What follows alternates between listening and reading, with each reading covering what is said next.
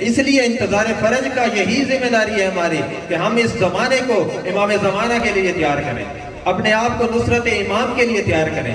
تو عزیزان گرامی، کس طرح آپ نے اپنے آپ کو نصرت امام کے لیے تیار کرنا ہے؟ سب سے پہلا مرحلہ، پہلا کام جو ہم نے کرنا ہے وہ تو خود سازی ہے۔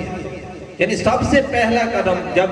ہم یہ آمادہ ہو جاتے ہیں کہ ہم نے خود کو نظام خدا کے لیے تیار کرنا ہے، خدا کے اس نظام ہدایت کے لیے کام کرنا ہے، نظام امامت کے لیے کام کرنا ہے، مہدویت کے لیے کام کرنا ہے، تو پھر سب سے پہلا مرحلہ یہ آتا ہے کہ میں اپنے آپ کو ٹھیک کروں، میں اپنے اوپر